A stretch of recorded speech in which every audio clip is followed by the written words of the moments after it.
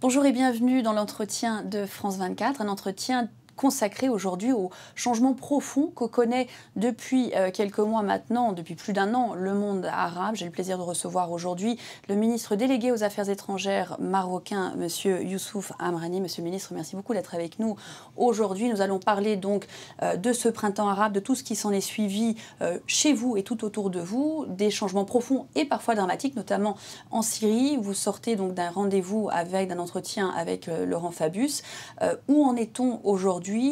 Que peut-on faire par rapport à la Syrie? Laurent Fabius m'a informé ce matin qu'il a convoqué pour la semaine prochaine la réunion du Conseil de sécurité sur la question syrienne. La France préside pendant le mois d'août le Conseil de sécurité. En tout cas, nous allons accompagner la France parce que le Maroc a toujours été engagé pour la recherche d'une solution politique à la crise syrienne. Aujourd'hui, le statu quo est intenable. Nous assistons à des violences quotidiennes contre des civils. Et s'il n'y a pas de décision rapide pour mettre fin à cette effusion de sang, la Syrie risque de sombrer dans la guerre civile aux perspectives incertaines. Donc aujourd'hui, il s'agit de mobiliser la communauté internationale pour trouver une solution politique qui respecte les paramètres de la Ligue arabe, qui a initié un processus pour la première fois de sortie de crise en Syrie, sur la base bien sûr d'une réconciliation nationale, sur la base d'une transition démocratique et sur la base du respect de l'intégrité territoriale et de l'indépendance de la Syrie. Donc bien sûr, le Maroc a été au cœur de ces efforts ces derniers mois, et du côté de la Ligue arabe et du côté des Nations Unies, puisque vous êtes membre du Conseil de sécurité en ce moment. Pourtant, blocage total. Aucune issue n'a pu être trouvée, aucune solution n'a marché, et nous sommes maintenant finalement déjà dans une situation de guerre civile en Syrie. Et effectivement, le Maroc, comme vous l'avez si bien dit, est tête de pont entre la Ligue arabe et le Conseil de sécurité. Nous sommes engagés dès le départ dans la recherche d'une solution politique à cette crise.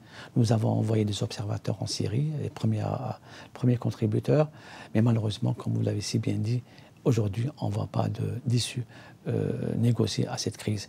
Nous allons encore essayer, avec cette convocation par la France d'une réunion du Conseil de sécurité la semaine prochaine à New York, et nous ferons tout pour convaincre les pays qui sont toujours réticents à une transition démocratique, notamment la Russie et la Chine, pour s'embarquer avec nous pour trouver une solution rapide à ce conflit qui est en train de s'enliser et qui menace la paix et la sécurité dans toute la région du Moyen-Orient et qui risque de se propager aux autres pays qui sont aussi également fragiles. Et donc en imaginant que les positions des Chinois et des Russes, puisque c'est ces deux dont on parle, puissent évoluer vu ce qui se passe à Alep et ailleurs en Syrie aujourd'hui, on parle d'une intervention militaire en Syrie ou pas?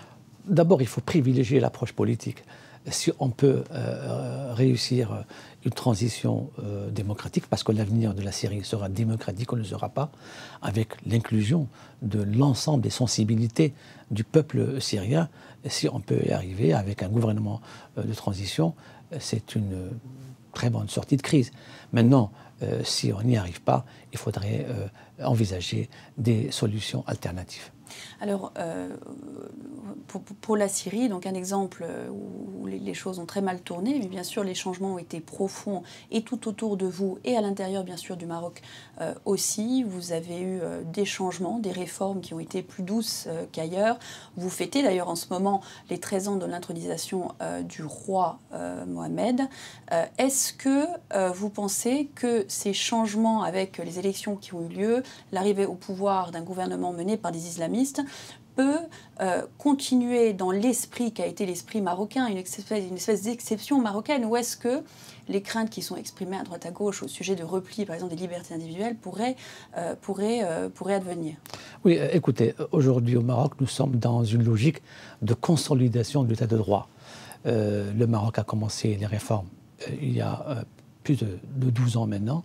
des réformes qui ont visé non seulement l'élargissement du champ des libertés, mais également l'ouverture économique. Aujourd'hui, le Maroc est un partenaire écouté, un partenaire qui s'engage dans des négociations internationales. Et nous avons aujourd'hui une nouvelle constitution qui permet, n'est-ce pas, au gouvernement et au Parlement de travailler en symbiose. Nous avons d'autres priorités aujourd'hui. C'est la création d'emplois pour répondre aux attentes de jeunes, et nous sommes en train d'innover en termes de mode opératoire à travers la création d'entreprises pour trouver du travail aux jeunes, mais également nous avons encore des chantiers de réforme, comme l'a indiqué Sa Majesté lors de son discours du trône, la réforme de la justice, la réforme de l'éducation et une bonne gouvernance. Voilà les projets prioritaires. Le Maroc est engagé et déterminé à aller aussi loin que possible dans cette modernisation de son économie et de son pays. En tout cas, le processus au Maroc est irréversible. Le chef du gouvernement marocain était arrivé au pouvoir en annonçant une rupture avec le passé. Est-ce que cette rupture a véritablement eu lieu? Vous parliez du problème du chômage, notamment des jeunes, qui est très grave. 30% des jeunes qui sont entre 15 et 29 ans qui sont sans emploi. Cette économie qui est toujours un petit peu une économie rentière, avec beaucoup de changements structurels qui doivent avoir lieu. Est-ce que les débuts de ces réformes ont vraiment été mis en place, ou est-ce que finalement ça risque d'être un processus beaucoup plus lent? Non, c'est une... Moi, je disais... Il y a aujourd'hui une consolidation de ces réformes. Il y a peut-être également une ouverture, mais il n'y a pas une remise en cause des paramètres fondamentaux du Maroc. Nous sommes un pays ouvert sur son environnement. Nous voulons construire le Maghreb. Nous avons une relation privilégiée avec l'Europe dans le cadre de ce statut avancé. Nous avons aujourd'hui une relation privilégiée avec la France dans le cadre d'un partenariat d'exception. Et nous voulons inaugurer une nouvelle gouvernance en Méditerranée à travers de nouveaux instruments. Donc le Maroc est engagé et construit un avenir avec des perspectives prometteuses, vertueuses, où l'élément humain est fondamental.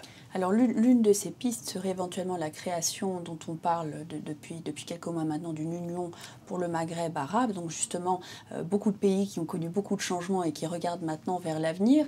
On sent que c'est le Maroc qui a une certaine réticence par rapport à cette piste-là, cette avancée-là. Est-ce que le Maroc compte s'engager le long de cette avenue, ou est-ce qu'au contraire, vous craignez l'idée d'une création pareille? Non, au contraire. L'union du Maghreb arabe est un axe prioritaire de la politique étrangère au Maroc. Parce que le Maghreb, d'abord, est une aspiration populaire. C'est l'ensemble des peuples du Maghreb qui veulent cette intégration régionale.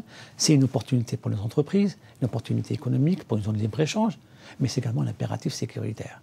C'est important pour faire face aux défis sécuritaires. Et le non-Maghreb est un gâchis. C'est pour ça que nous, on veut construire, au contraire, c'est une priorité qui est dans la Constitution.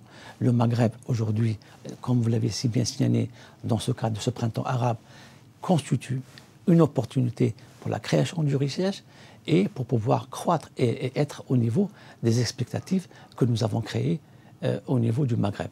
Le Maghreb sera démocratique, le Maghreb sera un Maghreb d'interconnexion de réseaux de transport, d'énergie. En fin de compte, on ne va pas réinventer la roue.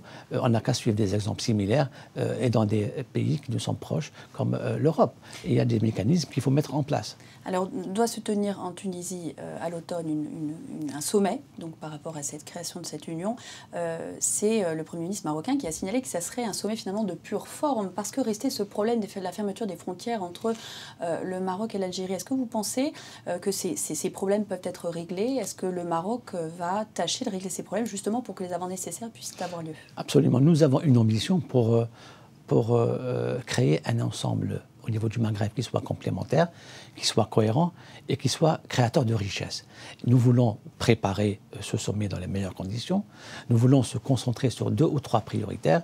Et les priorités les plus importantes, c'est une zone de libre-échange approfondie entre les pays du Maghreb. Nous avons les institutions, nous avons les instruments. Maintenant, il s'agira de les revitaliser.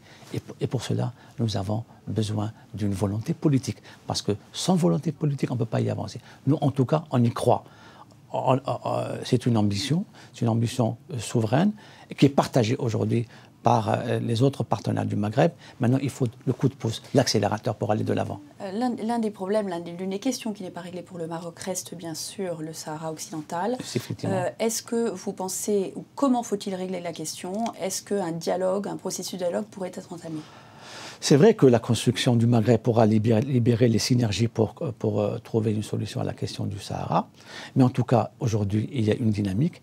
Il s'agira de la préserver. Cette dynamique a été créée par la présentation par le Maroc d'un projet d'autonomie qui a été considéré par la communauté internationale comme sérieux et crédible. Donc cette dynamique, nous voulons y consacrer la priorité dans notre politique étrangère. Nous sommes engagés dans le cadre des paramètres qui ont été arrêtés par le Conseil de sécurité, qui sont l'esprit de compromis et la négociation pour aller de l'avant.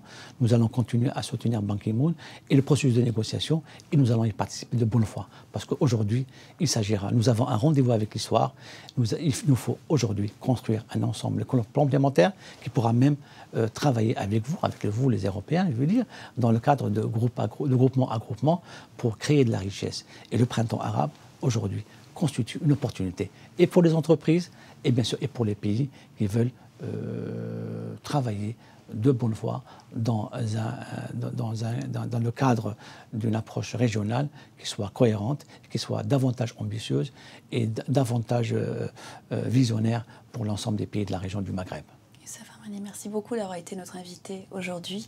C'est la fin de cet entretien, mais on se retrouve très bientôt, bien sûr, pour un nouvel entretien sur France 24. Restez avec nous.